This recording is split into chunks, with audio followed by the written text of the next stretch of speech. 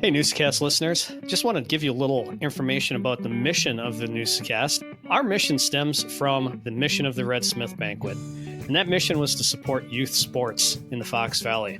Over the 57 years of its existence, we've been honored to give out over $1 million to various youth sports organizations throughout the Fox Valley. The Newsa-Cast is looking to continue that mission and support youth sports as well. You can help us do that by donating to the Newsa-Cast and the Red Smith Sports Banquet. On today's Newsa-Cast, we dive back into the world of Mile of Music, but it's much more than that. It's marketing, it's creativity, it's a conversation with Kim Willems. We take an old look at new, which is presented by Raleigh Winter and Associates, and then the throwback. This, I think, is the best throwback we've ever had, simply from a message standpoint. He was a major league umpire, Steve Palermo, with an absolutely incredible story. You're not going to want to miss that, just like you're not going to want to miss Tosh and I with a little "It's Forgotten and I'm Never Forgetting." It's how we end every one of these shows with. So what do you say, folks? Let's get this show on the road.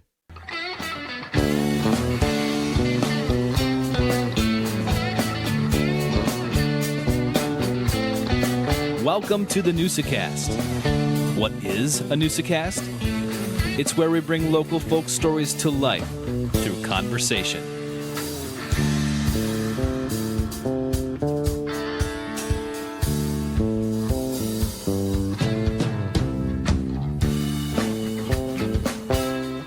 All right, Newsa-Cast listeners, welcome to another week of the Newsa-Cast. We have a great episode this week. We're venturing out of sports and going back into music.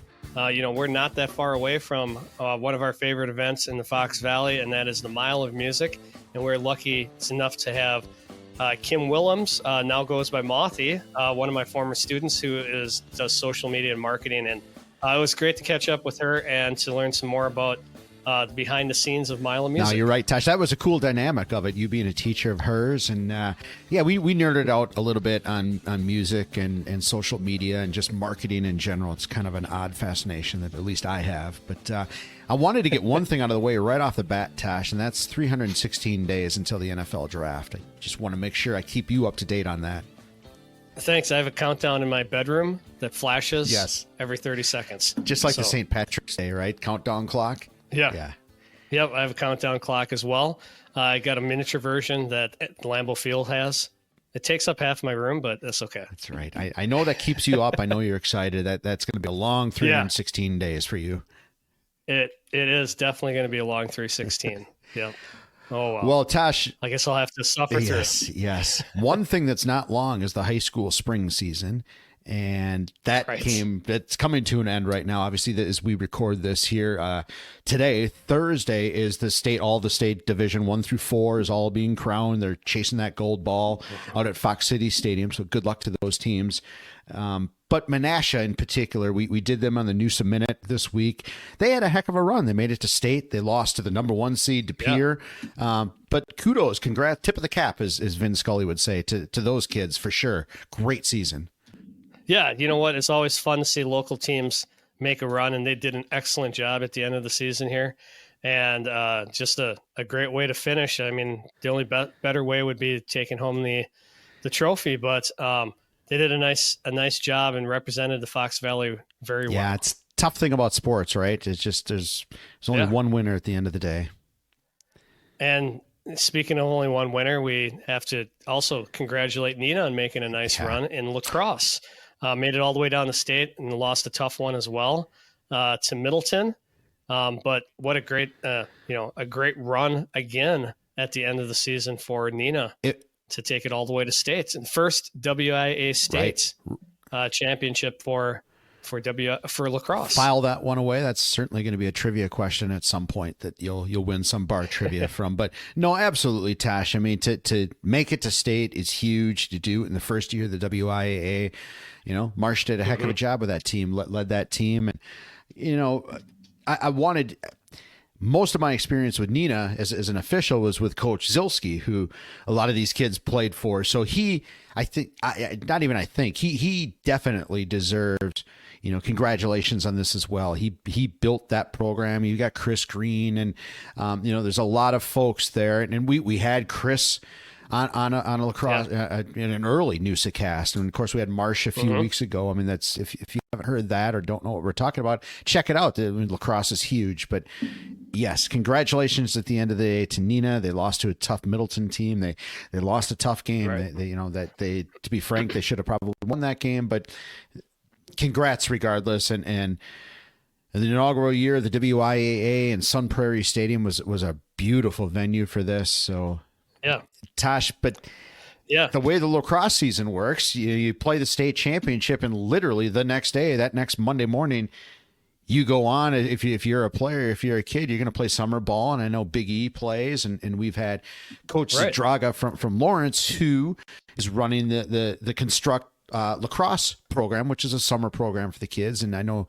you've got a travel schedule. You're a travel parent, Tosh, a lacrosse travel parent. I've been one of those. Yes, and Coach Zadraga and Coach Brendan Cottle, they're doing a great job with Construct, and I know the national team is traveling all over to the East Coast. The regional team is staying more in the Midwest, but has some tournaments coming up in Franksville, Wisconsin, and down in Indianapolis and Elgin, Illinois, around Chicago. So, yeah, the summer lacrosse season now heats up, just like the summer baseball season heats up for all those travel teams as well. Yeah, no, absolutely. And volleyball does it, soccer does it. They all travel.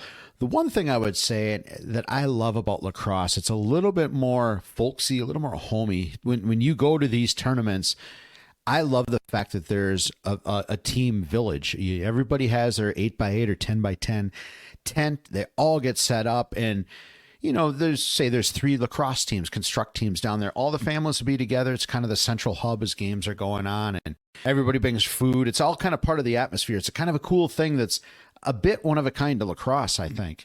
Yeah, I'm excited to experience it. We've never been part of the summer travel yet. So this will be our first forte into that realm of travel sports. Well, I wish you luck, Tosh. I had nothing but fond memories. I've told the story. I always reffed at these events, and that was an interesting occupation for the weekend. That's for sure. Absolutely. State's going on. Summer lacrosse is starting, but on a personal level, anything exciting happening in the world for you? Not a whole lot. We ended school. The regular school year was done on Friday, on the 7th, and I got to go to Tandem. And Melissa, my wife, and I have a little tradition of having a drink at Tandem together at the end of the year. That's great. Both being in education, so got to go see George at Tandem and have a drink out in the sunshine. And summer school starts now. And we work on some recovery credits for kids, get them back on track to where they need to be. So it doesn't stop. This was a really quick turnaround for school as well. So yeah, that was my planning for the week is doing that, and also I needed to cross my fingers for Corey Otis and Eric Stadler, and they got their parade in without any rain, which was fantastic. I saw Otis at the Flag Day. I guess there was a Memorial Day parade. I saw him. Yep.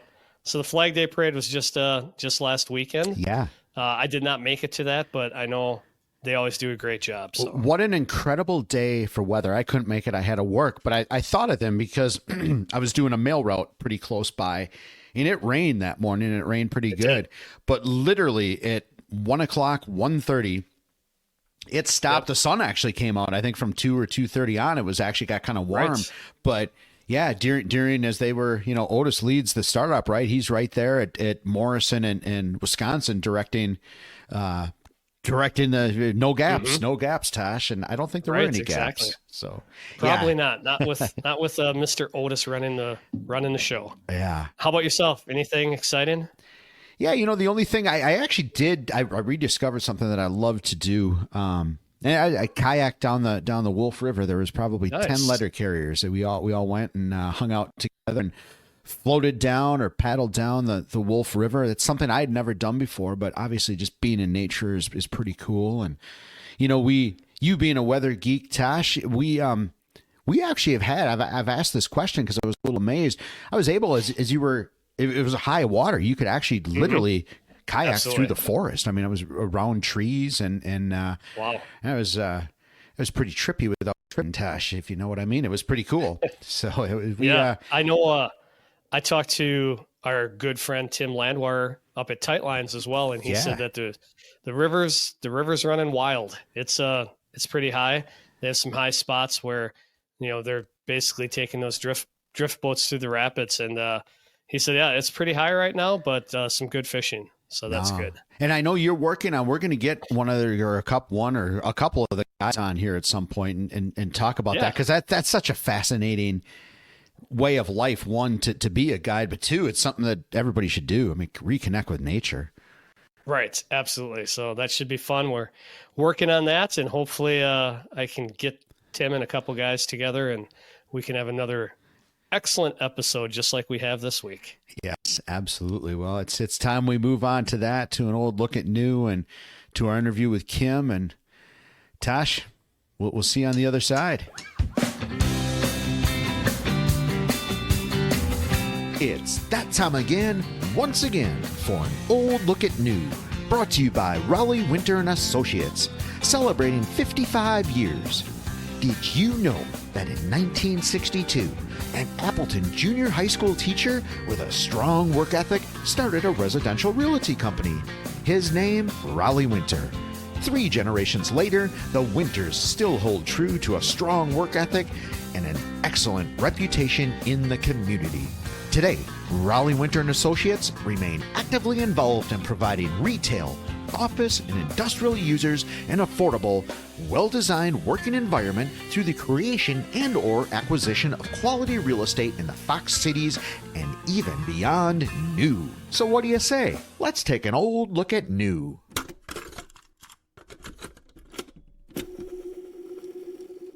All right, Newsa-Cast listeners, welcome to another look at history, our old look at new.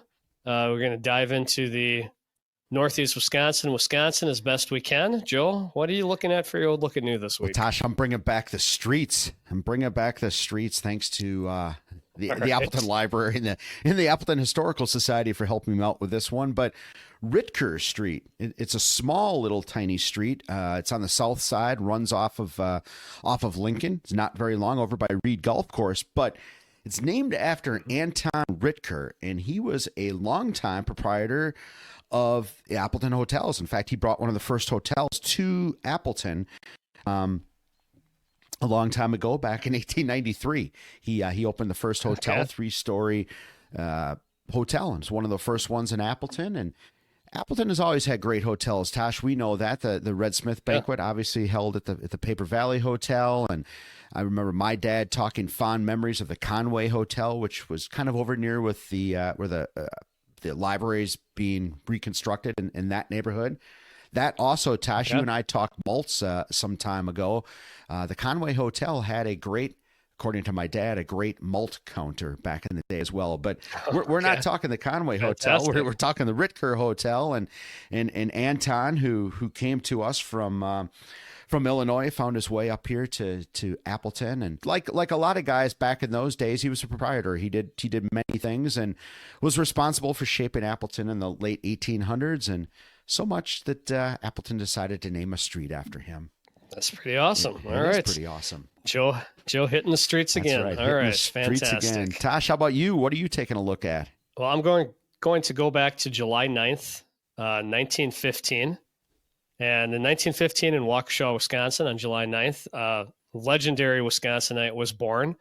That Wisconsinite was Les Paul. Oh, yeah. And Les Paul, I figure we got a music episode here. Les Paul's known for his building. He introduced the first 8-track tape recorder, and as well as what he's really known for, his solid body electric guitar that is known as the Les Paul.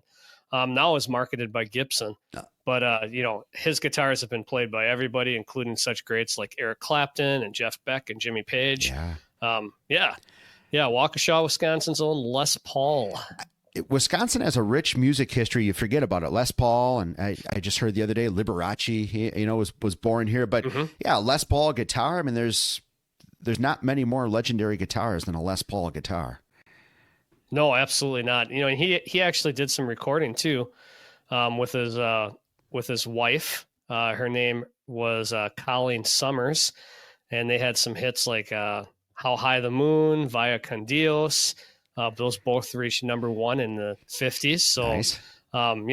He was a lot. There was a lot that he did, and he was a fantastic representative in the music world from Wisconsin. It's good to hear, Tosh. That's a good one. We're music lovers and love the history, a little history of the guitar.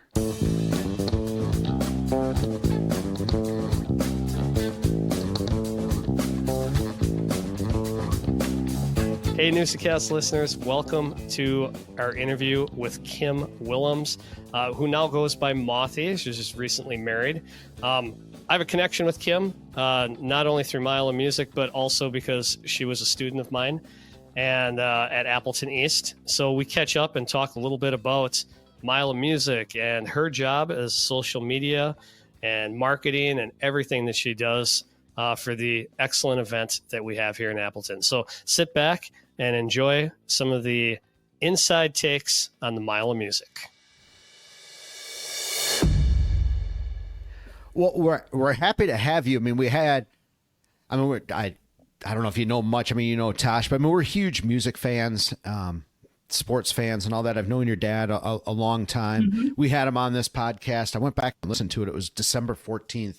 Okay. And we talked a lot. Your name came up, and, we just wanted to, you have a really cool story. I mean, there's a lot to talk about for sure. And obviously we want to talk about Mile as well. I mean, that's such a huge event for our area. So we kind of want to just touch on everything. So, I have a ton of questions, but you actually bring up an interesting point. The landscape. I mean, so your job with Mile of Music, your title, social media specialist, and I'm assuming that's just a huge web of things, given how fast social media, YouTube, video, audio, all of this is just exploding every year. I mean, one, how do you keep up on it? But I guess just overall, like, what is your job, and just how do you keep up and stay current in your job?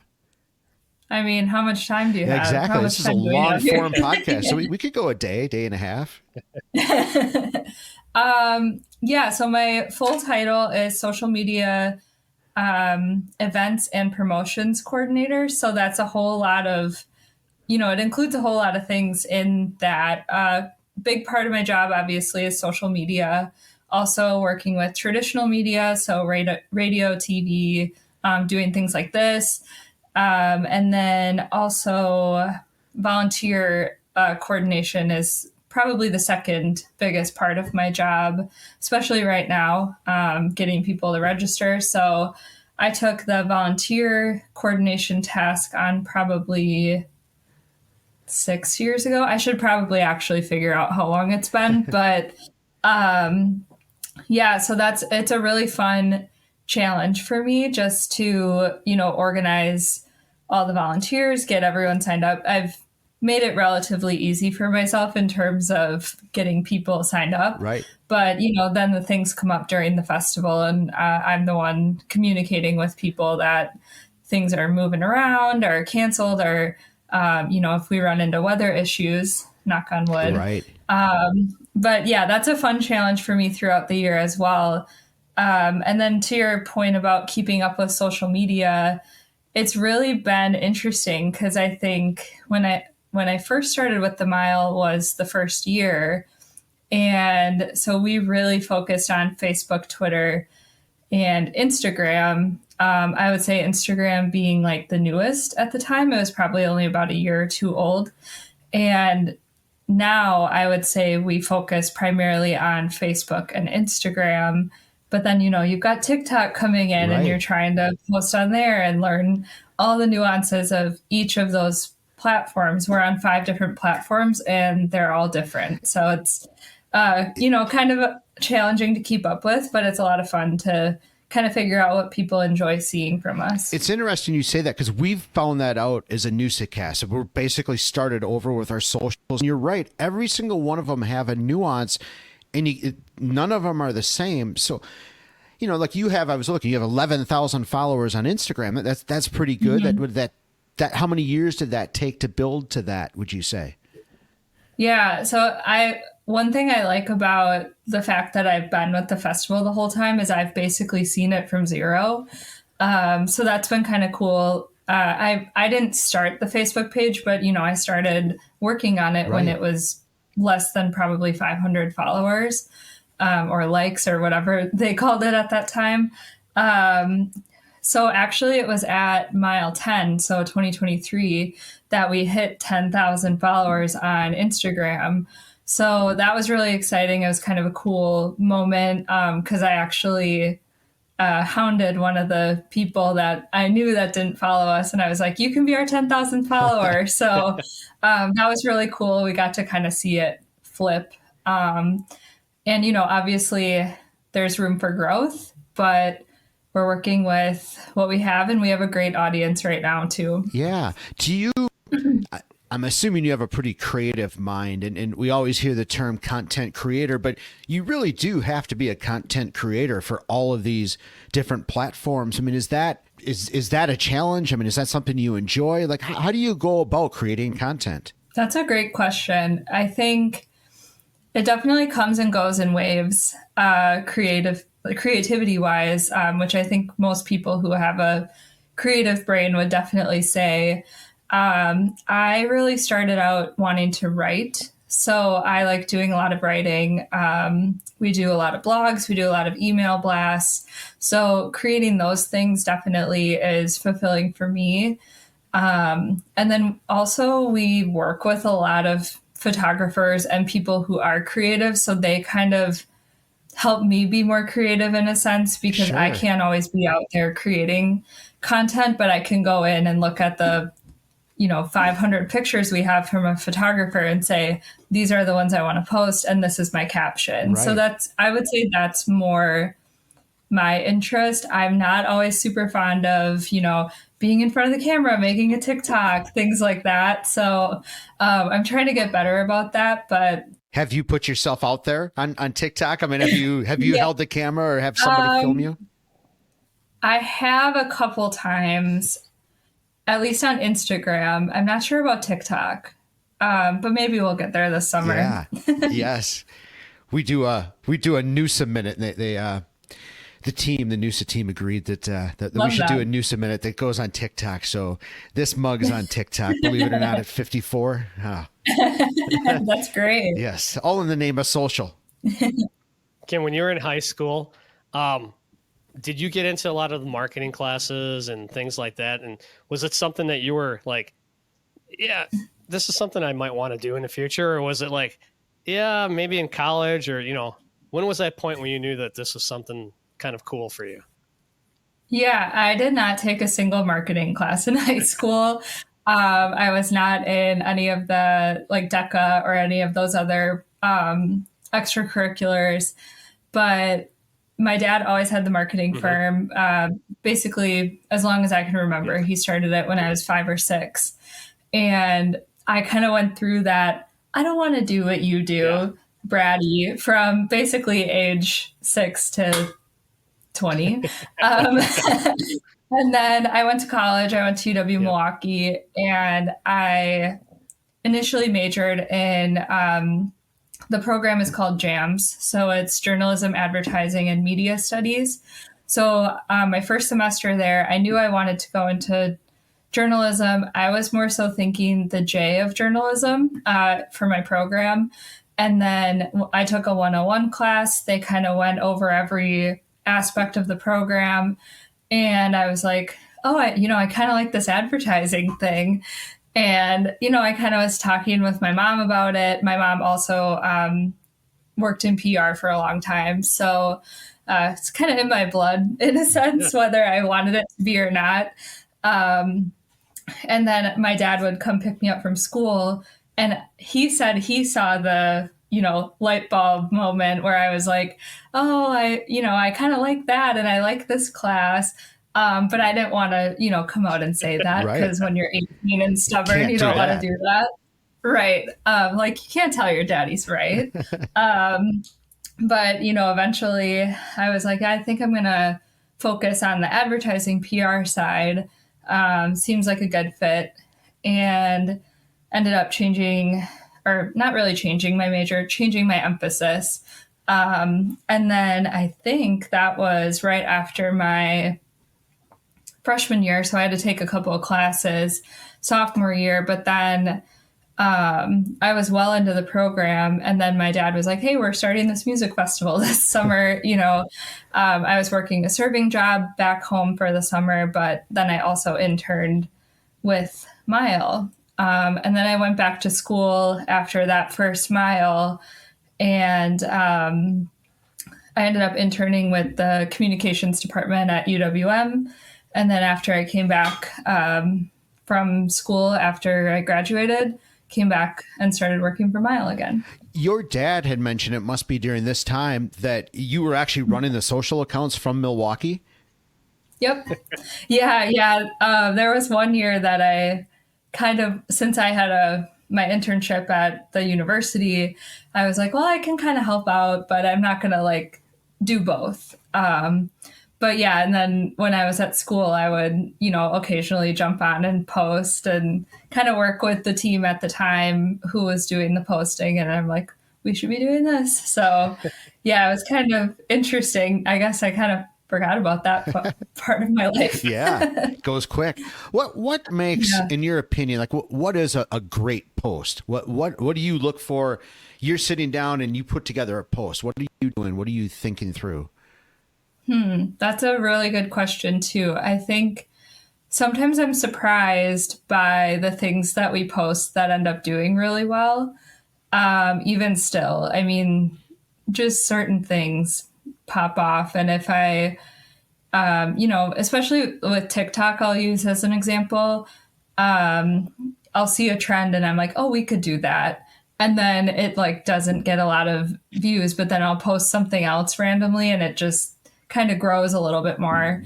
But I find that the things people like most from us are things that they can really connect with. So, things where it triggers a memory for them. So this past weekend, it was one of those National Best Friends Day, I think it was. I don't know if they're real holidays, but we just pretend that they are. And so I found a bunch of photos of groups of friends or two friends together. And I posted those and said, let us know who you're planning to bring with you. Better than that, but something like that. And, people who were in the photos were tagging themselves and who they were with. And they're like, oh my gosh, look at us. And I kind of knew that people would do that. So that was why I wanted to post it. Plus, they were good pictures. So it was just kind of something fun and different to do. People also really like just the crazy artist shots where someone's jumping in the air or they're sliding towards the camera or things like that. So every year our photographers do such an amazing job. It's almost impossible to go through all the pictures they send us, but it's so fun to share those. Crowd shots also do very well too. Yeah, there's nothing. I mean, I certainly agree. I mean, I think all of us just get mesmerized by some of those shots, like the overhead shots of the crowd, or you're right, or if a musician, his hair is wild, or just out there on the guitar, or whatever the case. Those are great. Yeah, you're right. I can see where they make great social clips or photos, but just great memories too. Yeah, I think it's just really that oh yeah, I was there when that happened, or oh, I loved seeing this band at this stage. We also, a couple years ago, hired a videographer. So he comes up for the weekend as well. And he does a great job kind of just pulling at those heartstrings a little bit and capturing way more than I ever could on my phone. So sorry to nerd out a little bit, kind of learn, but when you incorporate video, and there's some of this in audio, but who are you doing the editing? Do you have like an editor on staff? How are you guys clipping all of these videos? Yeah, it's a good question. We hire this videographer, so he does all the editing. And then we contract with him for a certain amount of videos.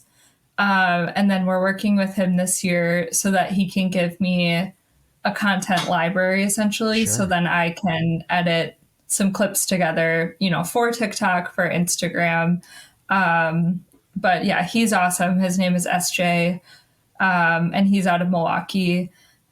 Reached out to me a couple of years ago. He's a UWM alum as well, and just had graduated. And so he does Summerfest, and then he does our festival as well, which is super cool. Yeah. And all of our photographers do a great job too. It had to be exciting when you were in Milwaukee going through this program, because, literally all of this stuff was brand new, wasn't it? Video was just beginning, and you guys are right on the forefront of this.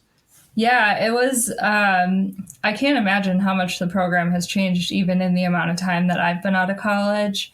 But yeah, I learned so much. And at that time, there were different projects we had to do where we would essentially create a social media plan for a business.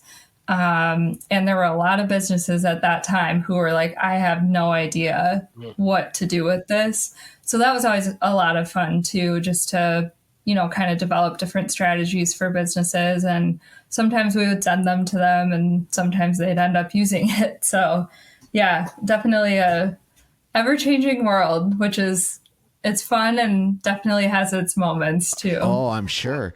You had mentioned journalism. You initially started with the big J, journalism. Do you still write? I know there's blogs on the Mile website. Is that you writing those? Do you get to express that still? Yeah, I would say it's Dave and I primarily both working together to write some of those. Dave, my dad, sure. Whatever. You're an adult now. You can call everybody by their real name. Right. But for the blogs, I would say I primarily write those, and then social posts I also primarily write too. So how involved are you looking at the bands that are coming? Do you have to go into their socials and pull stuff from there? And is it, it's a lot of homework, I would assume. Yeah. So we actually make it a little bit easier on ourselves, and we have a software program called Festival Pro that essentially houses all of that information. So when an artist is contracted with us, I know just enough about this to give you the the elevator short version, the gist of it. Yeah. So essentially when an artist is contracted, we send them an intake form, which is through this platform, where they fill out their name, where they're coming from. Basically anything that you see on the app and the website is in that program. And then our app and web developers take that and do whatever they need to do in terms of coding. And then it goes out to those platforms. Wow. But then we also have access to it for posts and things like that too. I had to go in and download all of our artist images for our social posts at the beginning of April. I had to do all that. So it's definitely a great tool for us to kind of streamline all of that. Because like you said, it would be a lot of work, and not all bands have everything that we need readily available on a website, on Facebook, things like that. So there's been many times over the years that I've said, I just wish I could tell all these bands, here is exactly what you need for everyone. But, most bands do a great job of having it and filling that out. And then you see it online. It's pretty amazing. You mentioned the app, and we talked to your dad about it. It's literally one of my favorite things of Mile of Music. Obviously the music is number one, but just using the app and just it makes the whole weekend so much better. I guess if you don't mind speaking to that a little bit, your dad did a nice job talking about it, but from your perspective, that's got to be exciting to have that kind of an Oh, app. yeah. Yeah. I mean, we love talking about the app because it's just so great. We have the printed guides at the festival, but I think, and those are great for what they are, for a souvenir. You can use the map, things like that. But it's just so nice that everything just changes in real time on the app. And, if an artist, or let's say we do end up with like weather issues, just being able to go in and within 5 minutes, that's reflected on the website and the app is amazing. Our app developer is Core BTS, and they're right in downtown Appleton. At least one of their offices is. And so they're amazing to work with. They're just so passionate about the functionality of this app, which I think is huge. They're not just like, oh, it's fine. They really care. I've actually been working with them a good amount lately because we just switched to this software program this year. So there's been a few little bugs here and there that we have to kind of work through because we're all learning. Right. But yeah, they're just absolutely incredible. And I think it's really just the best guide right in your pocket. Being able to favorite artists and add shows to your schedule and share your schedule and look at the venues. It's all right there. I don't know if we can even make it that much better than it is. I don't know how you would either. I mean, I would literally be lost without it. Just the venue function, right? I mean, there's no way you ever hit all your favorites, but you can just quickly map out that you can catch 2 or 3 venues, and from that standpoint, that alone, it makes the app worth it. But I've told this story before, but my favorite thing to do with the app is almost, say, a week before Mile, I love to sit on my back porch and I'll take it and I'll put my earbuds in because, you're linked up to Spotify. You can listen to every band. You can get a feel for who they are. And I'll, a week out, I'll kind of build a schedule. Never follow it, not even close, but at least you kind of have an idea of, I want to kind of be at Jones Park at this time, or I want to be in this bar at that time, whatever the case is. But you're getting into Mile. It's almost an extension of Mile. It's literally a night of entertainment trying to figure out your schedule. I love that. Yeah. One thing that I've been, thinking a lot about, kind of going back to social strategy, is, talking about how there's so many different ways that you can do the festival. Some people, they just pick a couple of venues and they're like, I'll just see whoever's at these places. Other people do kind of what you were doing, and they really do their homework for days, weeks, months on end. And it's just really cool to see all the different ways that people kind of create the way they're going to enjoy their festival. The schedule never goes as planned, though. It's always, last year on a Friday, Diggstown, who's a Mile alum, and I think they're going to play this year. They do the music for this podcast, and they played early down at Riverside one day, and I ended up being at Riverside, all afternoon. I had other plans to go other places, and that's just the way it rolls. But that's the best part of it. I love that. Yeah, no, that's great. So I wanted to go back. You talked about the volunteer side. Yep. I can't even imagine how many volunteers does it really take to pull this off for you guys? So last year we had 650. This year, I think we eliminated some shifts this year just because we're not doing music at certain stages on certain days. And just kind of tightening up where we can. 650 is amazing. We were super thrilled that many people came through. And the also beauty of that is most all of them showed up, which is just like insane. But I think this year we'll end up around 500. So we kind of say 500 plus. But we have a really loyal group of volunteers, which is awesome. And, every year, sometimes honestly, in like December, January, we start getting, when's the volunteer sign up going to come out? And I'm like, whenever I get to that. But so it's usually May. So it just came out a couple of weeks ago. But yeah, it's really exciting. And I've met a good number of volunteers, probably not everyone, and everyone's just so nice and they're so excited to be part of it, which is awesome. I used to volunteer with Mr. Otis a lot. and Yes. we would be down in Jones Park or Houdini Plaza. And I just a shout out to people who are thinking about it. It's a blast. It's absolutely a ton of fun. You meet so many people, and everybody, it's a great time. And you should volunteer for this because it's a major part of Appleton, and it's just the lifeline during the summer of Appleton, Wisconsin. It really, truly is. Yeah, well, thank you. I did not pay you to give me that that little plug, but I know you had volunteered in the past, so it's really great. And I think a lot of people connect with each other, and they meet people that they wouldn't have otherwise met. It's really a wide age range of people volunteering too, which is really cool. Yeah, absolutely. How big is the actual Mile team? I mean, Willems marketing. I mean, how many of you are actually working on this, say, year round? Yeah, so we have about 8 full-time people. So most of us have a marketing background, so I think that helps in the overall coordination of the event. But then we have a few people who are logistics based, and then we have graphic designers, which also goes into marketing too. Sure. Yeah, I think we have 8 full-time people. Hope I'm not forgetting anyone. To do marketing right, I mean, you're right. There's a lot of components, right? The graphic designer has to be on board with the creative mind, and yes, you have to put the plan in place.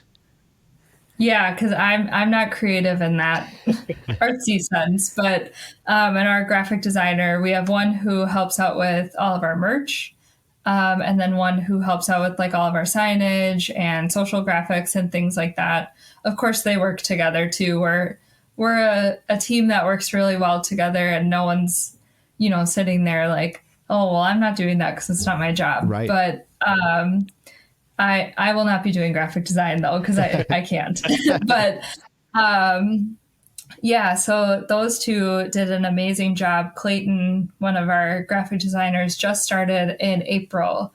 So he started about 2 weeks before our first 50 announcement. Wow. So he and Andrew, our other graphic designer, worked together to basically do that entire design concept in the first 2 weeks of Clayton being with us. And thankfully he, didn't get scared off from doing that. But they do an awesome job, and all the graphic designers we've had in the past just do a great job putting everything together. I don't know how they do it, but somehow they just come up with a great concept every year.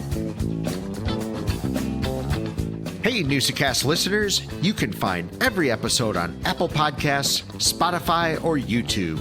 Please help us grow by subscribing or sharing the Newsa-Cast with friends, or follow us on Facebook, X, TikTok, or Instagram. A huge thank you to Diggstown for all the music in today's episode. Catch a gig or find them on Spotify. Head over to our YouTube channel to get exclusive content like the full interviews and speeches from past Red Smith Banquets. Northeastern Wisconsin Sports Advancement is a 501c3 organization. Our mission is to raise money, provide support, and bring greater awareness for youth sports organizations in Northeast Wisconsin.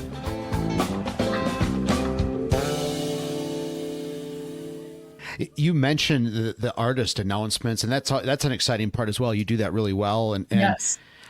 And this came to mind. I guess I have a question about one of them that you had, and Jack from Diggstown. We is there going to be a jam band kind of group? It looks like you had an artist announcement of about 8, where you had Diggstown and Jeremiah jam bands and Illuminati. They're all kind of jammy bands. No. It was just kind of, we were curious because we're jam band fans, or at least I'm a jam band fan, and I was just curious if there's going to be more jam bands. I don't know. I know the next 2, so we're doing about 3 more announcements at this point, because we've announced 165, but you're giving me an idea for like a showcase, or sometimes we do little like in the round sort of things or something. So I'll have to talk with Ian and see what what he's thinking with that. I threw an idea to your dad when he was on, because you guys also, we can get into it, but you guys run Gibson's and Yep. a new series a mile down the road. But I had mentioned that one of my favorite bands ever to come to Mile was Kendall Street out of, I think, maybe North Carolina or somewhere in that neighborhood, and they were so good. But they're a jam band, and I suggested that they could come and play Gibson's and play a different set every single night for a few nights, and I think that'd be right up my alley. And I know there's a lot of freaky people that like that kind of music around here. Yeah, that would be super cool. And Gibson's a great place to, kind of try some different things like that too. So you guys, it's broad, but it's a Mile team, but you're way more than that. Mile certainly gets the headlines, but you're starting a new series. It looks like a mile down the road that's going to be in a beautiful venue. I mean, can you speak about that? And is this kind of in the plan of I mean, not to cut around the bush. I mean, you guys are trying to become self-sufficient. You need to try to make money in some ways. Yep. And this, hopefully this is one great way to do that. Yeah. So we actually have our division of the festival that we call Mile of Music Presents. So we have like a whole separate Facebook and Instagram for that particular page. And mainly I started that because we noticed that the engagement was less on posts that were like throughout the year about things that we were doing throughout the year. So we still kind of cross post on both, but that's like primarily where you'll find that information. We also do like concerts in the courtyard, which is happening right now, actually, at the Hilton. Yeah, what are we thinking scheduling this? And then Rhythms and Brews at Gibson.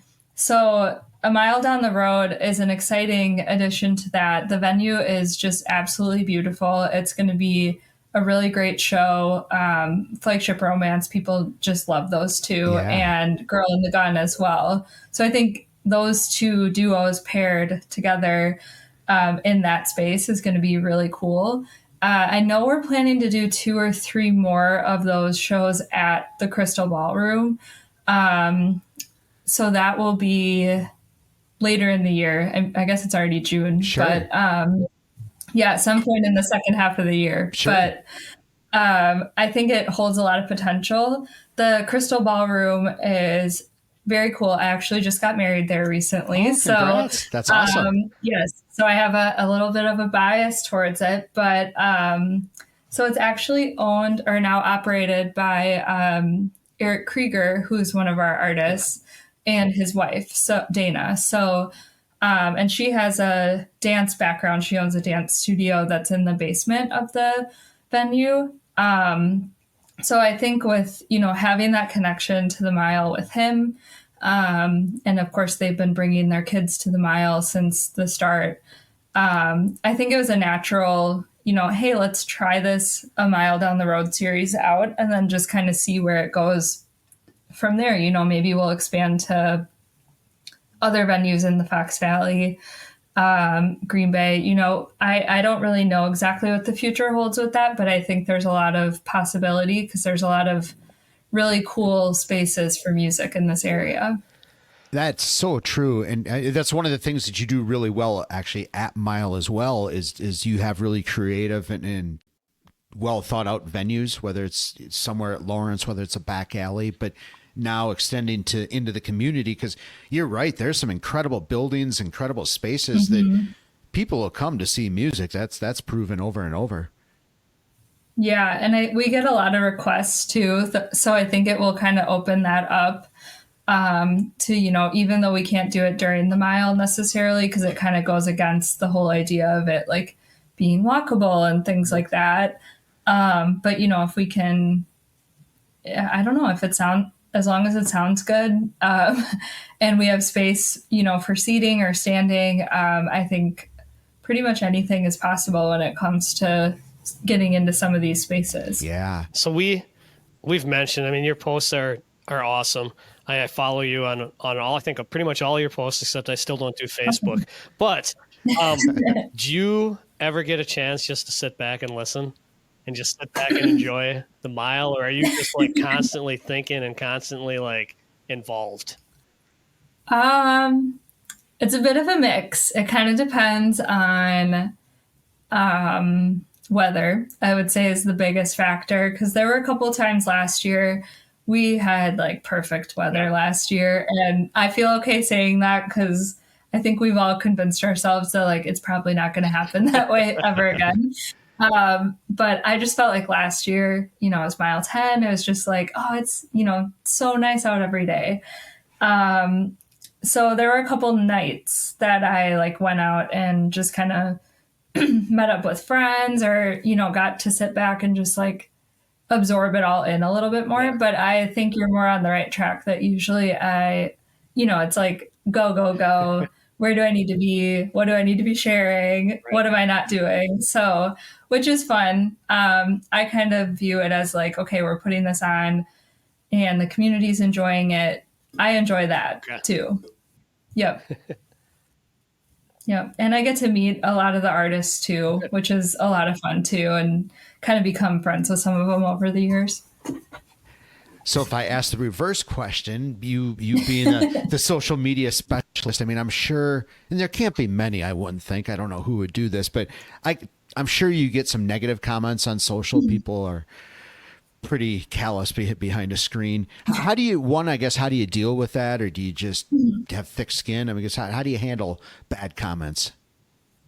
Yeah, that's a great question too. And I think coming from, excuse me, I worked, for the university previously, and that is a lot of negativity I'm sure. related to their social media and to them. So I think what we're doing, there's just naturally so much less of that. So I think the times that it does happen, it does sting a little bit more. And kind of the way that I approach it is, sometimes people are commenting, one, because they don't think someone's actually reading it. Right. Or because they have an issue. And if they have an issue and it's something that I can solve, then I'm going to comment. Or if it's, an incorrect statement of some sort, then I'm going to, correct that issue for other people reading.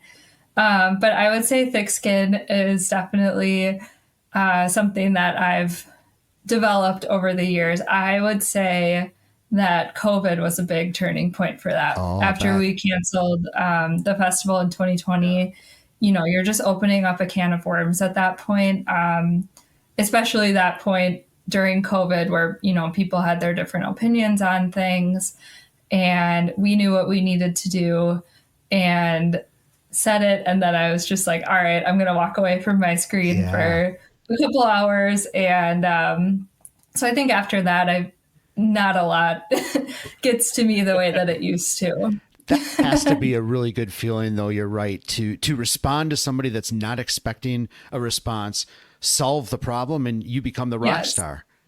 Yes. Yeah. And some people, they just are so surprised that someone's actually reading it, which is kind of baffling to me. But I don't know if maybe they think we're like a bigger corporation or something, that we're not going to read a message.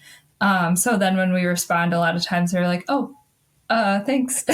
So that's kind of funny, but yeah, we honestly don't get a lot of negative comments, and hopefully this, now people aren't like, ooh, they don't get a lot, I'm gonna right.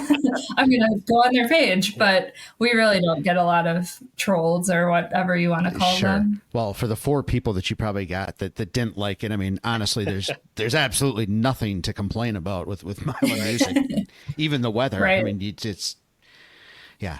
I have a question. This is not a weird question, but you probably, you talked about, kind of like, I'm never going to go into what my parents are. And now you're working with your dad all the time. How is that dynamic? Yep. It's good.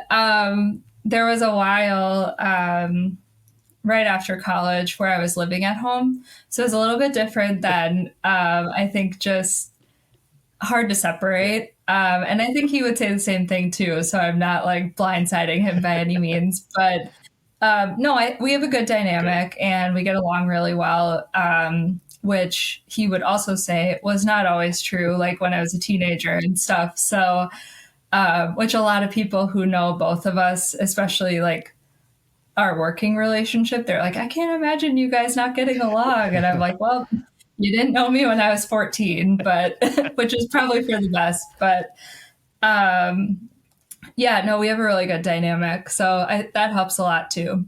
He's very knowledgeable in a lot of different areas. So I've been able to learn a lot from him as well, which is cool. I was reading in your bio that you like music. I mean, obviously. So what kind of music do you like? And when you go see a concert or shows, what are you going to go see? Yeah, I definitely used to go see more concerts than I do now. I think COVID just changed that for a lot of people, including myself. I'm a big John Mayer fan. Nice. So I've got to ask, do you like him with Dead and Company? Yeah, I haven't seen him with Dead and Company, but from what I've seen, I'm fine with it. I don't know. I'm not really like a huge Grateful Dead fan, so that's, to me, again, not to be nerdy, I love the Grateful Dead, and to me, that's one of the greatest stories was how, because I've always liked John Mayer. I mean, who doesn't like his voice? But the way he bought into the Grateful Dead and bought into how those songs are, what they mean, and sung and just embraced it. It's been literally one of the coolest things in their probably 60-year history is that metamorphosis. And he does justice to all the songs. His voice and his harmonies are just incredible. I just saw some videos from them at the Sphere in Las Vegas. That's what my background is. Super cool. Okay, yeah, love it. Yeah, I was just like, that looks amazing, and it sounded really good. I also, and I wanted to bring this up today, also a big Jonas Brothers fan, which I used to make fun of all of the girls in my grade who were obsessed with the Jonas Tosh. Brothers, me being one of them. So didn't you have a sign at one point? I did. Oh my gosh, I can't believe you remember that. Yeah, so I'm still a big Jonas Brothers fan. They came back in like 2019.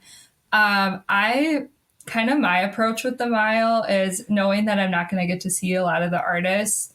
I'll just like play the Spotify playlist in the background, and then, something will catch my attention and I'm like, oh, okay, I like this person. And so I still do add like favorites to my app, and I just don't really do a schedule. And then if I'm out and about at night or whenever, I'm like, oh, I kind of want to go catch this show. And then if no one's reaching out to me, I know I can kind of safely do that.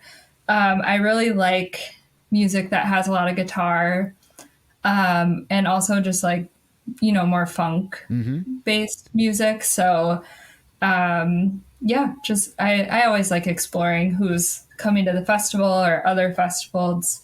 So it's a lot of fun. Did you catch when you were at Milwaukee? Did you go to some shows? I mean, there's some great venues down there as well, Riverside and Pabst and that. Yeah, not as many as I would have liked to. There's a lot of things with that where I'm like, oh, I should have done that. But we, all of us would all like go to Summerfest every summer. And I had a friend who worked for a promotion firm that worked with like the Pabst and the Riverside. So I would get to go see some shows with her a few times. So like we went, she got free tickets to see like Lord Huron and Leon Bridges, which was a great show. So yeah, here and there, but not as much as I would have liked, for sure. Sure. So have you seen John Mayer, or is he on your bucket list? Yeah, I've seen him 4 times. Oh, nice. Yeah, so most recently in 2021, 4 or 5, it might have been 5 times, but and he's just, all of his shows have been so different, which has been really cool. Like I've seen him with a full band, I've seen him by himself. So I go with my mom now, so that's always really fun too, just to get out of town and go see some music. Well, you two, I think, should go to the Sphere and see Dead and Company, and it'll just change your lives. I would love that. I've never been to Vegas, so there's that too. Yeah. So miles over, you have a weekend there, 5 days, whatever it is, of just constant go. Is there a big crash? Do you just kind of put things away for a little bit, or are you thinking of the next thing? A little bit of both. So the week right after, we're still pretty busy, just kind of organizing all the things that were taken out of our storage space, things like that, because otherwise it just never gets done, as most of us know with things in life. So yeah, the week after is still pretty busy. And then one thing that I work on pretty heavily is getting like pictures and statistics and stuff for our sponsors. Yeah, so that's kind of the focus of my week right after. But yeah, you're right. After that, it's kind of like, I don't want to say you go from 100 to 0, but kind of. Everything's just much more like slower paced. It doesn't have to be done right then and there, where, 2 weeks prior, you're like, I have to do everything right now all the time. So it's definitely nice. For me, it's always a bit of an adjustment, actually, just mentally, just going from that go, go, go to like, okay, I can like breathe and do this and still get things done. So I've got to ask one hard-hitting question. I know I said there wouldn't be any, but the Colts, Indianapolis Colts. Why? Oh, gosh. Why? I ask myself that a good amount as well. Not so much the last couple years, but I became a Colts fan in 8th grade, I think. I really liked watching Peyton Manning at the time, and that was right before they went to the Super Bowl. Where they won the Super Bowl. And yeah, I just really enjoyed watching him, and then, had a few good years of watching him, and then Andrew Luck, and then some not so good years since then. But yeah, that's something I really enjoyed doing too. I love to travel, and I've been to 5 stadiums now to see the Colts play. So that's, aside from concerts, that's something else that I really like to go do, kind of combine a couple things that I enjoy. Sure. Could you ever see yourself working in sports at all? I thought about it. That was actually, and maybe my dad brought this up too, but that was actually like my dream job for a while, was to work for the Colts or for a football team. I think at the point where I'm at in my life now, no. I think it's just, it's very demanding. You have to travel with the team a lot of times and things like that. My dad actually worked for the Packers. He was one of the first people on their PR team back in early 80s, I think. So, he's kind of told me about like all the traveling that he had to do, which is like great when you're, early to mid 20s and single. But yeah, like we just got married, and we'll have hope to have a family at some point. And so I don't know if I see that in my future unless I don't have to travel, but I still love following sports. I also think it would change my love of the game a little bit. So no, I get that. I get that for sure. Yeah. You have too big of a job running Mile of Music. So there's that too. Well, Kim, this has been wonderful. I mean, I know everybody should follow your Mile of Music socials for updates. Get the app. I take off that week. We're excited. Tosh I see Tosh down there. I mean, we're looking forward to it, right? We're inside 60 days, I think, right? It's close. I can't remember what it is. I guess probably about 50. Yeah. I don't keep a countdown because it makes me stressed. But Tosh is a big fan of countdowns. That's why I bring it up. Yeah. I normally like them too, but yeah. We're really excited, and I can't believe we're like already coming up on this year's fest. I feel like this whole past year has just gone so fast, but it's going to be a really, really nice weekend. Hopefully really nice weather as well. And, but even if not, I think that's the beauty of the festival too. Yeah. We have so many venues that can still keep running. So the music doesn't have to stop, but obviously we hope for 4 days of sunshine, because it changes the vibe of the whole festival. But we're very excited, and just hopeful that the community will come out and support like they always have. Is there anything new this year that you're really excited about that you can say? We have an announcement coming next week, the June 19th, of a how do I word this? Next week we're announcing a program that's going to be here during Mile of Music, kind of capturing a little bit about our festival. Right. So I'm trying to creatively say that without saying it. So we're really excited to announce that particular program being here.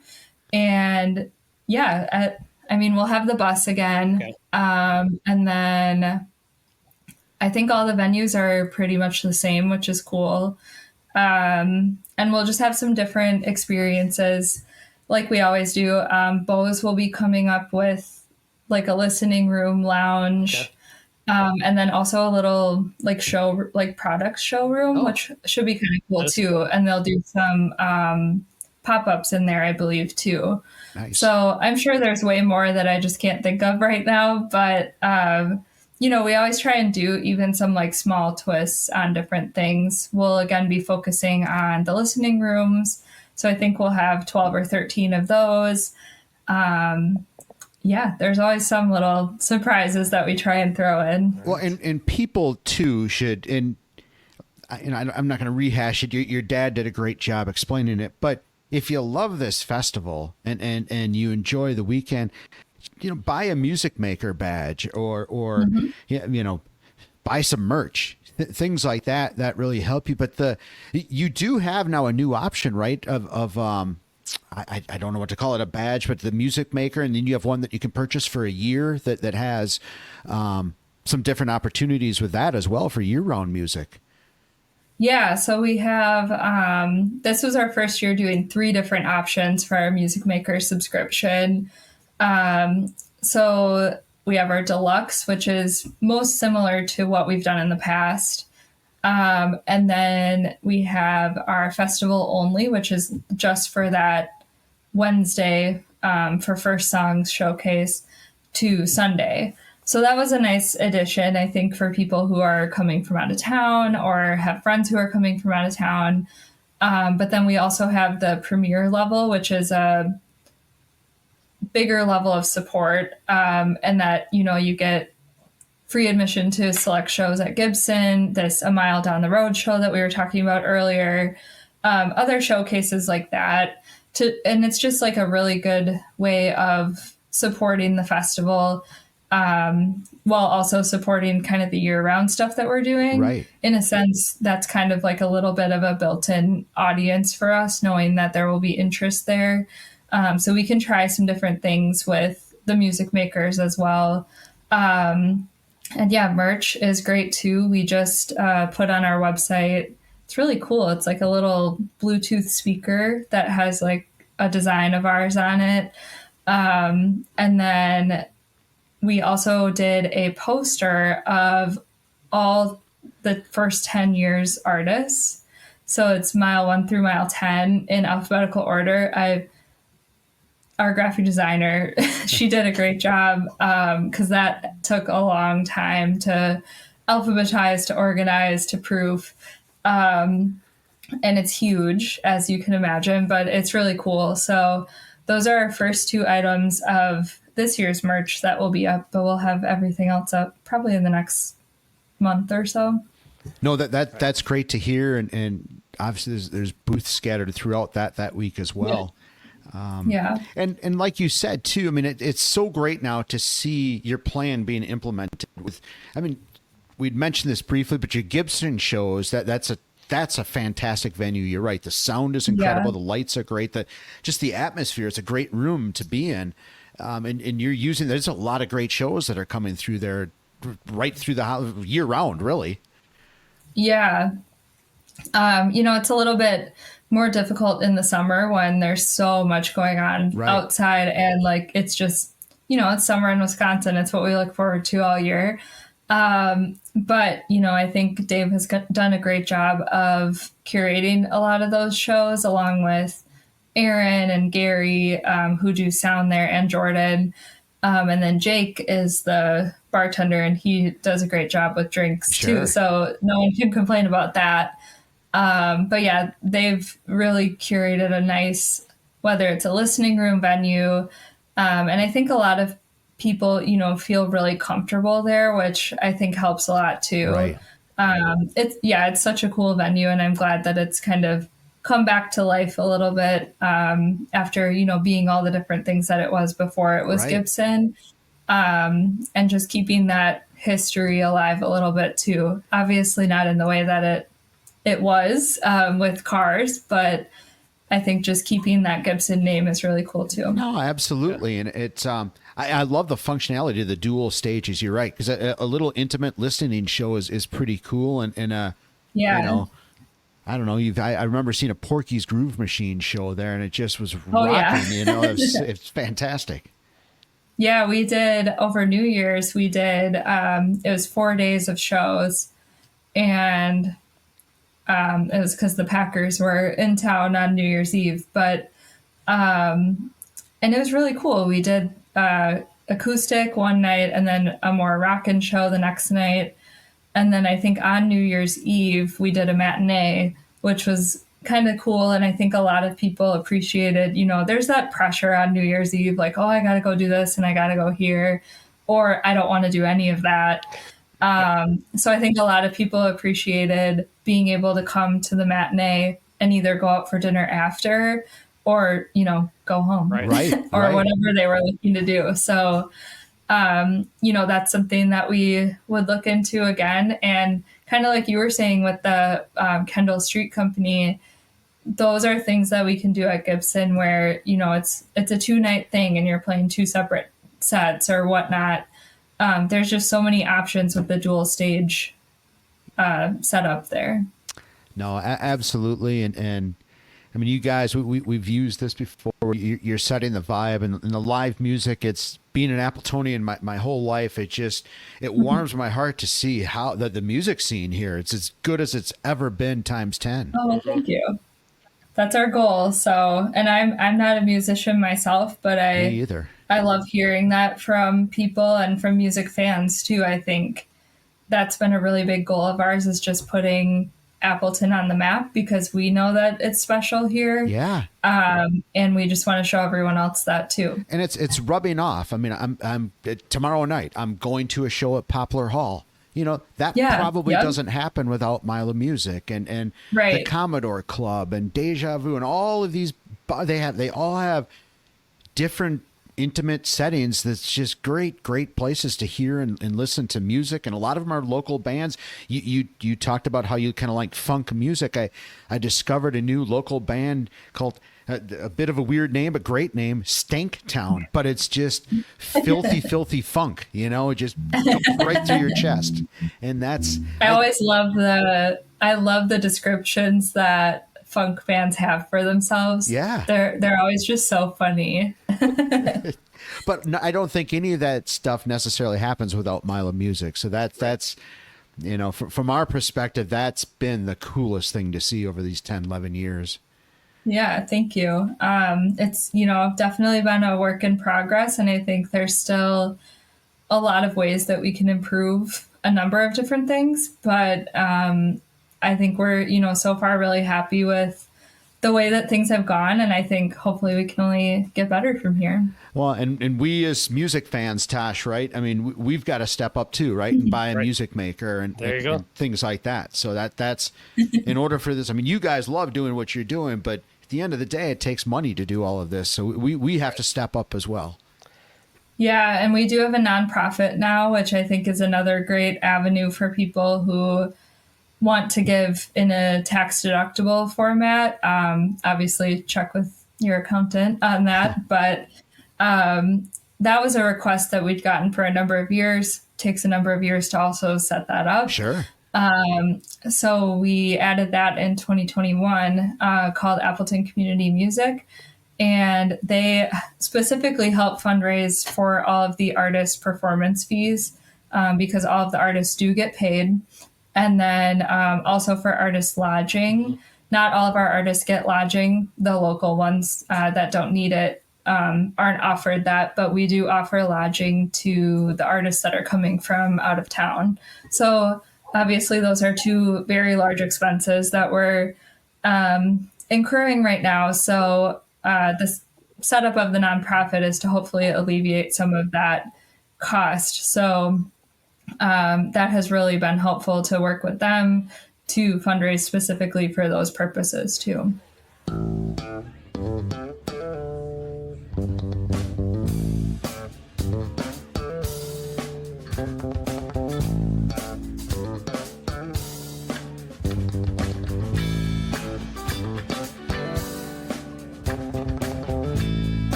Well, I do want to thank all the work that you do and all the work that your team does, because, you know, when I grew up, this Appleton was a band, a town that had some cover bands, but you've actually made Appleton what it is, and all the venues that having bands from all over the country come now. It's because of Mile of Music and the work that you guys do. So it's tremendous, and you know, I just want a big thank you to all the people on your team and everything that you guys do. Yeah, well, thank you so much. It definitely means a lot to hear those things, and I really mean that, because, you know, it's the work of everyone, like our team, but also the community just embracing it. I think it wouldn't have gotten to where it is without the community. Well, I echo what Tosh said, Kim, and thank you, and yeah, thanks for you. coming on, and we'll I know we'll talk again, and we'll see you at Mile, and this has been so much fun, and I tell you, I always learn so much when I talk to you, your dad, whatever. I like to geek out on the marketing side. I love it. That's awesome.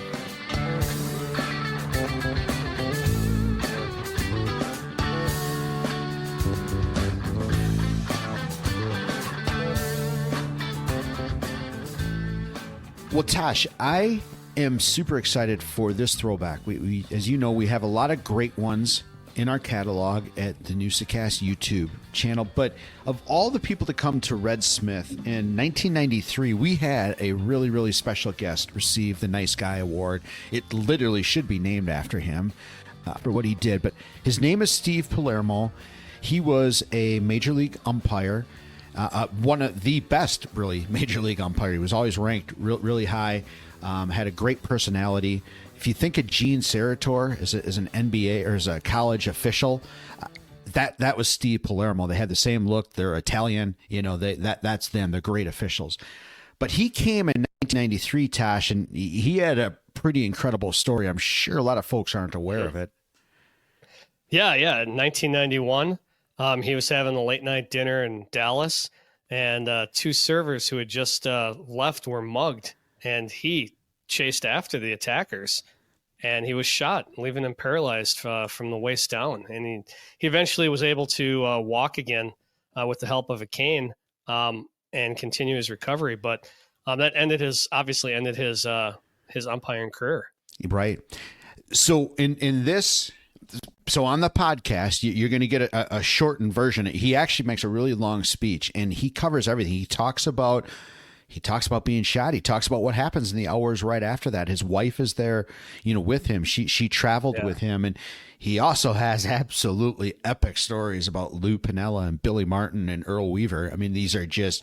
I literally listened to it today, Tosh, and I was laughing out loud for real. It was so good. So you're going to get a smidget of that or part of that here on the podcast. But on Sunday, I'm on my hands and knees now begging you that go to the Newsa-Cast YouTube page, and we release it in the morning. It's the full video. I mean, you're going to see video. It's not just audio. And you're going to just hear an absolutely incredible story, true story of a hero, of a nice guy, of somebody at the top of his game, and did the most unselfish thing imaginable, and it changed his life. Yeah, absolutely. Fantastic interview, fantastic person. Definitely check it out.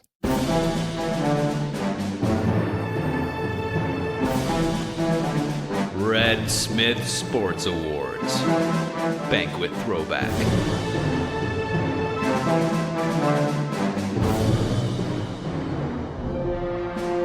Red Red Smith Award, of course, goes to someone who has made some unique contributions to sport in Wisconsin and also epitomizes the great values that Red Smith exhibited.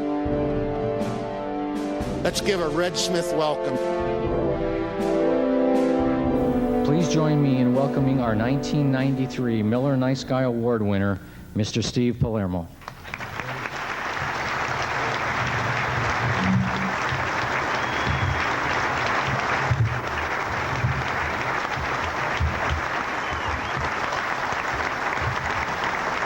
Bunch of crazy sports fans, huh, buddy? Yeah, they are. Thank you.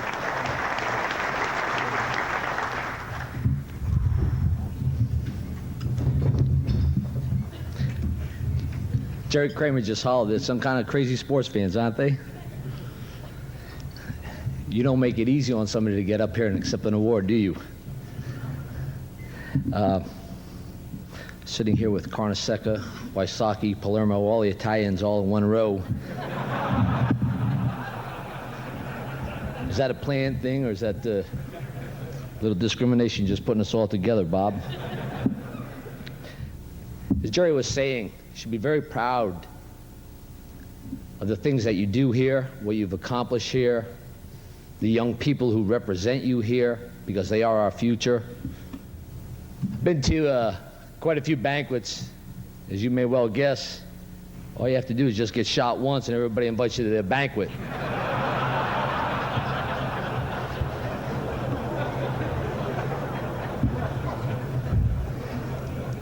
I had attended an affair in Nova Scotia and sitting at the head table with quite a few distinguished guests, as we have up here this evening. And waiter comes by, and as they're serving dinner, and we're having roast beef this evening, and there's a baked potato sitting aside of it, and I asked the butler, may I please have another pat of butter? He said, no, sir, I'm sorry, you can only have one pat. I said, well, wait, hold it. I said, you don't understand. I said, my name is Steve Palermo. Worked the playoffs in 80, 81, 82, World Series in 83, All-Star game in 86, 89, worked the playoffs. Said, I'm going to be the head, sitting at the head table, I'm going to be the #1 speaker tonight, like another pat of butter. He said, no, sir, I'm sorry. He said, maybe you don't know who I am. I looked at him, and he took me back for a second. I said, no, I'm sorry, I don't. He said, I'm the guy in charge of the butter.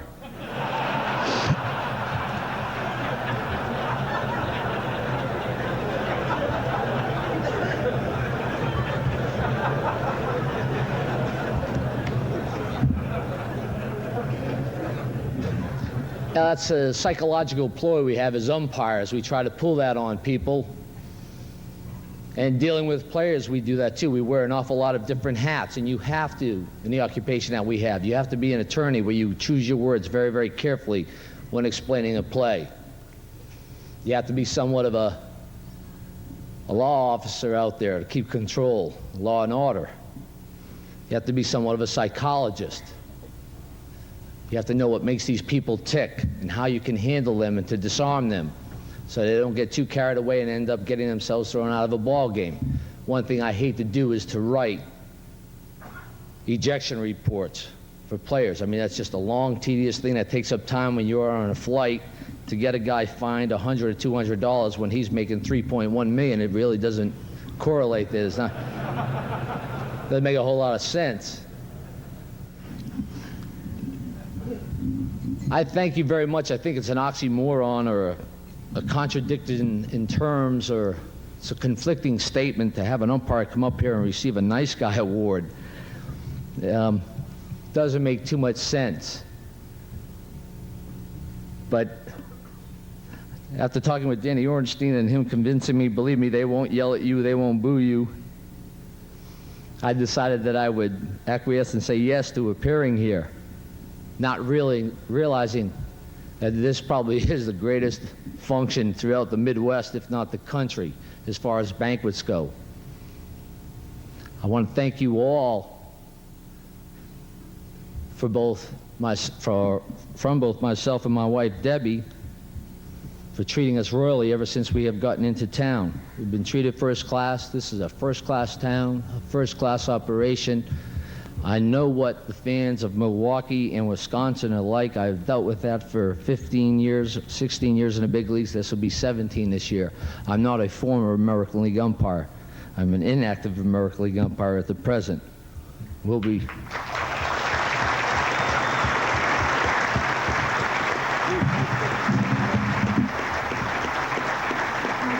Thank you. It's blessed holy water. That's what you do. You drink out of a man's glass that coach at a Catholic university.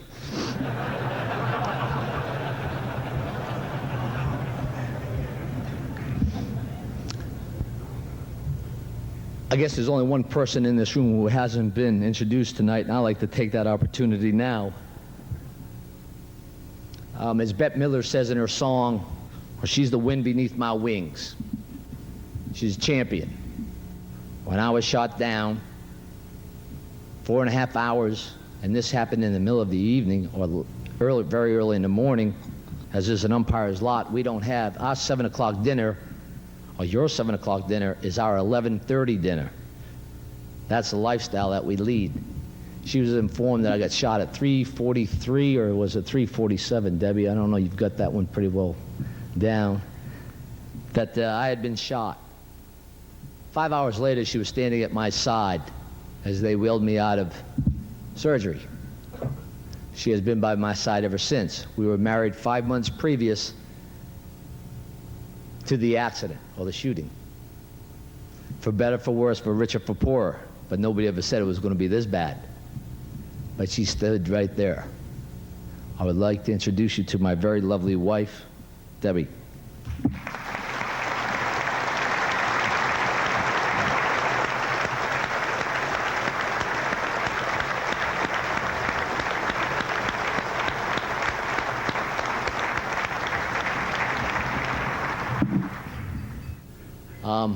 I don't want to date Jerry. I don't want to date myself. I watched Jerry Kramer play. I watched $25,000 block.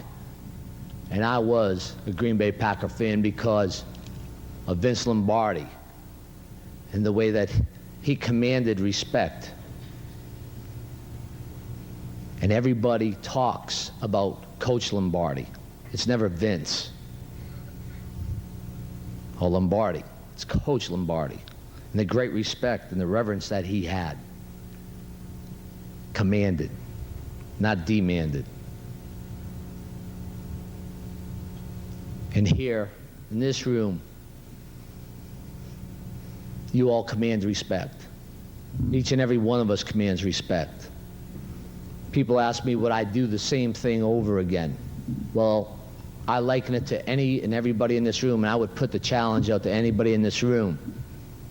And I know what the answer would be.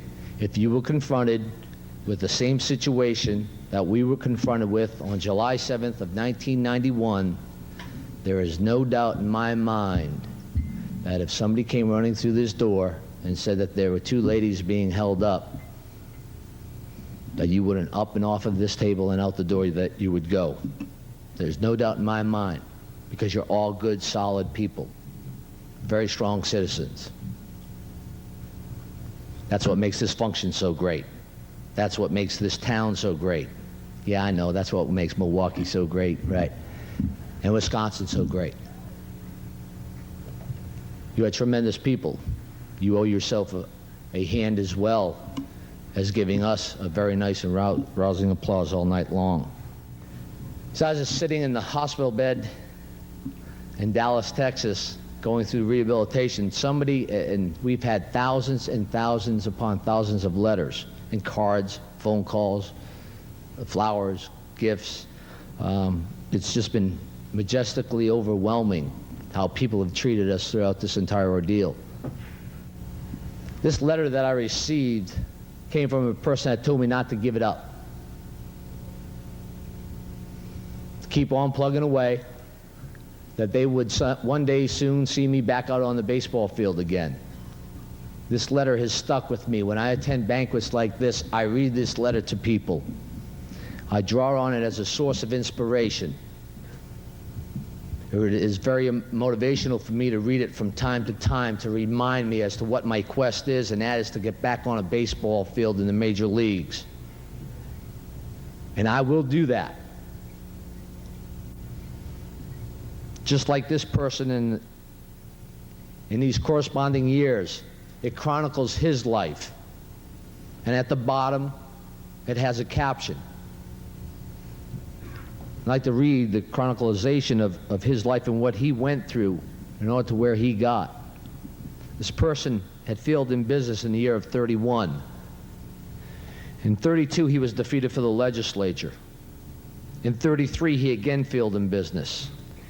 In 34, he was elected to the legislature. In 35, his sweetheart died. In 36, he had a nervous breakdown. In 38, he was defeated for the speaker. In 40, he was defeated for elector. In 46, he was elected to Congress. In 50, his son died. In 55, he was defeated for the Senate. In 56, he was defeated for the vice presidency. He was defeated for the Senate in 58. And he was elected president of the United States in 1860. Abraham Lincoln.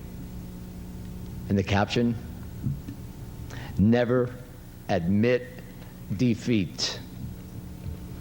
And I will leave you with that, and I thank you very, very much for this wonderful honor and for having me here this evening. Thank you.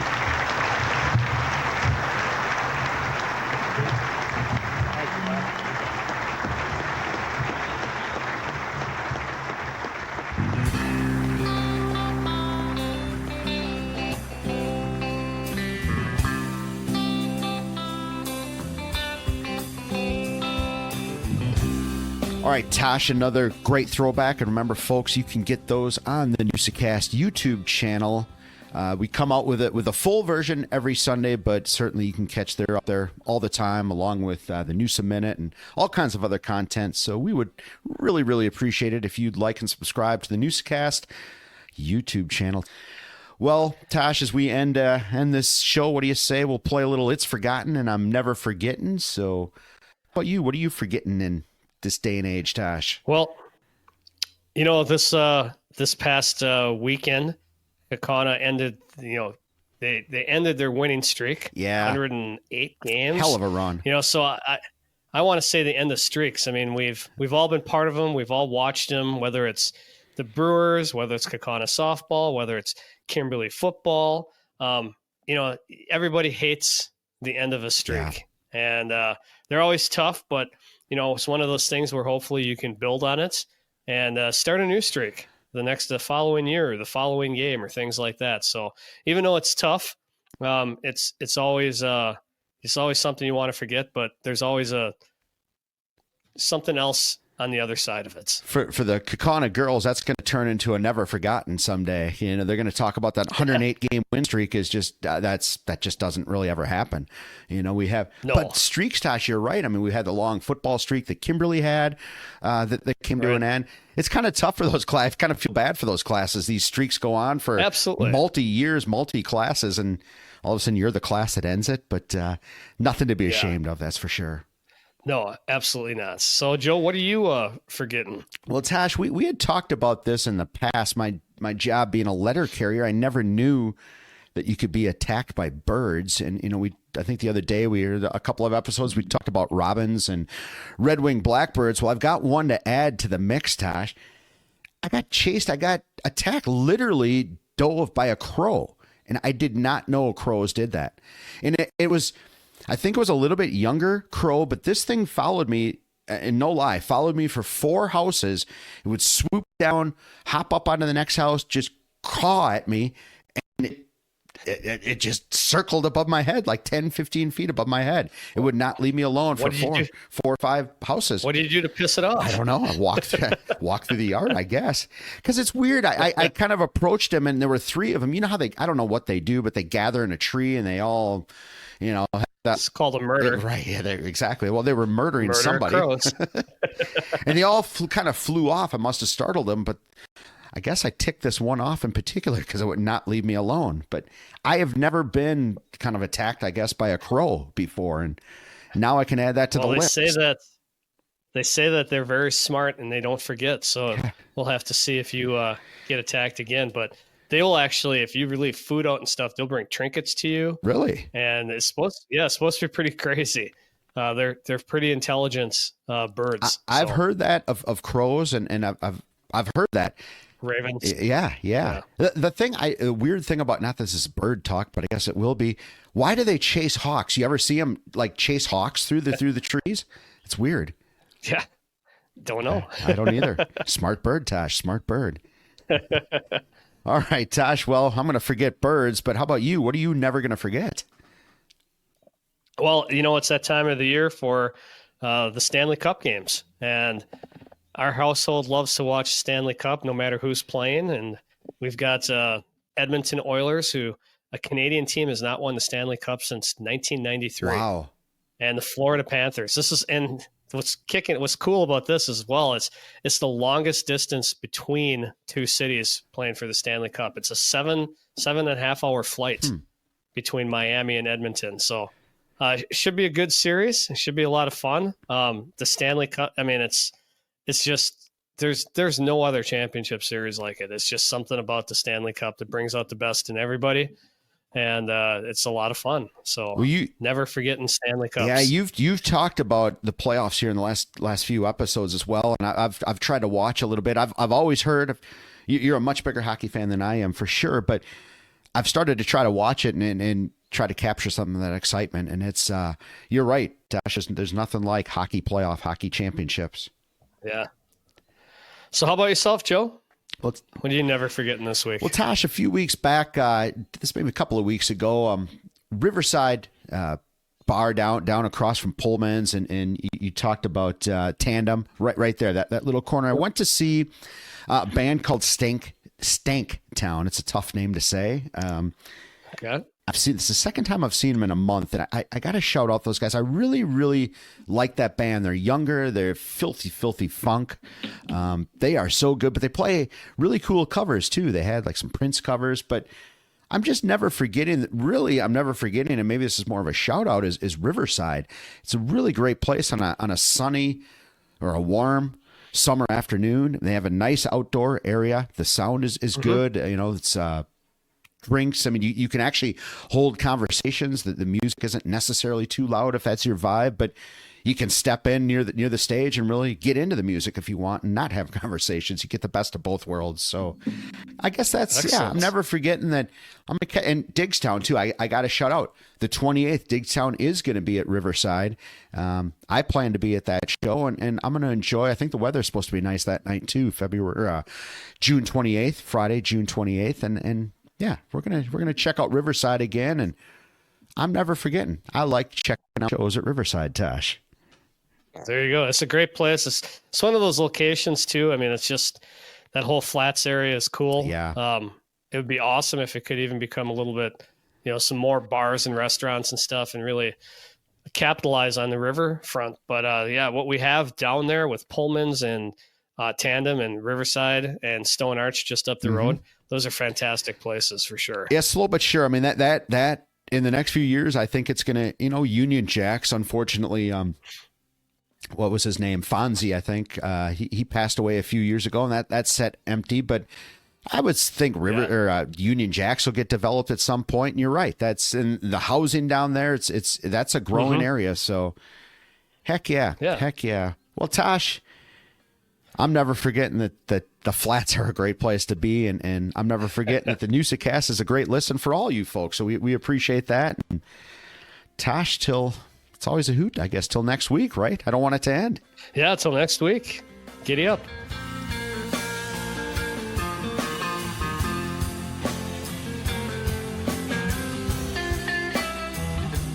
Thank you for listening to another great episode of the Newsa-Cast. We'd really appreciate it if you hit up our social pages, subscribe, like, follow, and don't be afraid to engage. Head over to our YouTube channel to get exclusive content like the full interviews and speeches from the past Red Smith Banquets.